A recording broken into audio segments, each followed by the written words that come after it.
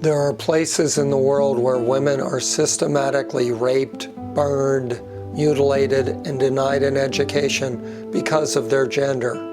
In our enlightened country, the presumptive Republican nominee for president has called women fat slobs, disgusting, and said that they can't be believed because they are bleeding through their whatevers. He claims his one female primary opponent is too ugly to be president, and because a male opponent's wife is not as beautiful as his own, he is a loser. Millions of his supporters are fine with this way of thinking. Jeanine Leclaire is not. She has organized a terrific group show at the Rodger Lapelle Gallery in Olde City, Philadelphia. It's called We Do What We Must, a conversation on womanhood, and features 24 women artists of wide-ranging social and cultural diversity. I spoke with her by phone and asked her about the title of the show. I did listen to everybody and been trying to figure out what the title of the show was. I really wanted everybody to have their voice and to be able to engage with me. The title has a lot to do with we do what we must as artists because we're drawn back to our studios and constantly making art, and we also do what we must to survive in society. Sometimes it's taking care of a loved one, and sometimes it's just doing what's best for you, whether it's hiding away or not, and sometimes it might be being a little bit flirtive or using what you have, because we don't necessarily start at the same place that men do when we're trying to get ahead in life. Why was getting a diversity of women artists so important to you? When I was first asked to do this show, I immediately thought, no problem, I know lots of women artists. I'll put them together. And then once I started thinking about them, I realized that they come from a very similar demographic that I do. Relatively young, white, middle-class women.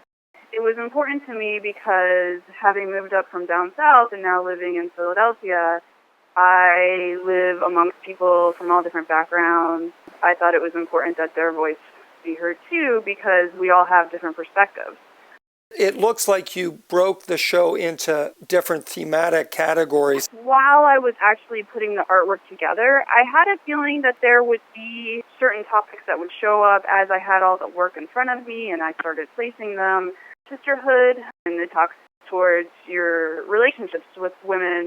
And then there was self, because a lot of artists think about our own lives and our own selves. That includes our identity as women. After that, it was caretaker, whether or not it's rearing children or taking care of parents or loved ones.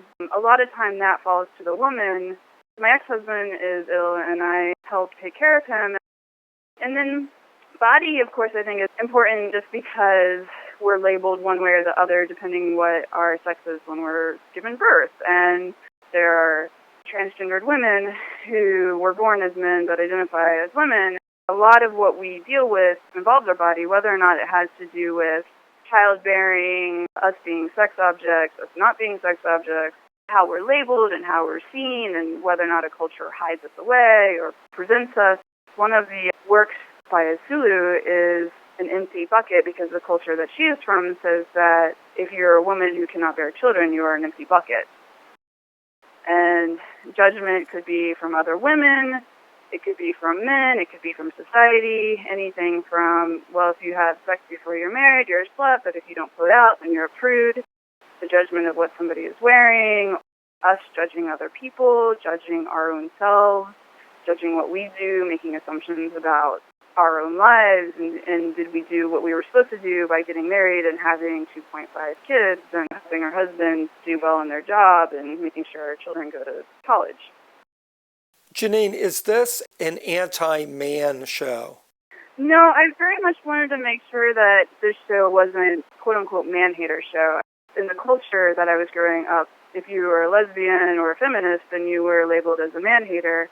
And I think it's very important to acknowledge the fact that a lot of us have male partners who encourage us and want us to do well in our careers.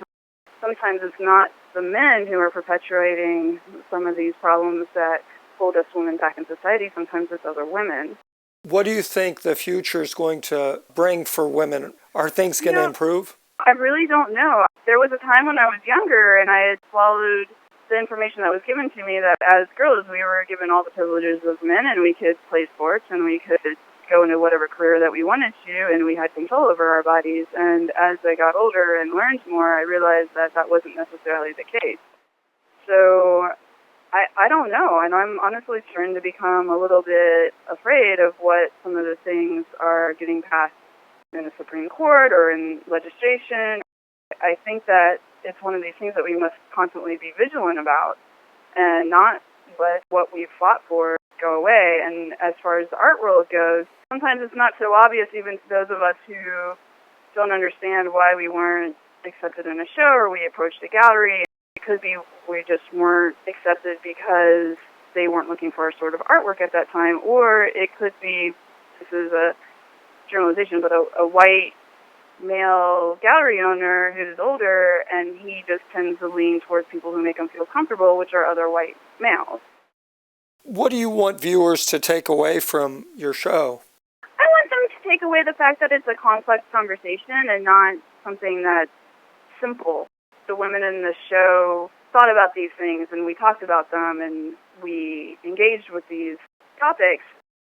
I believe that you don't necessarily need a art history degree to appreciate the works that I chose for this.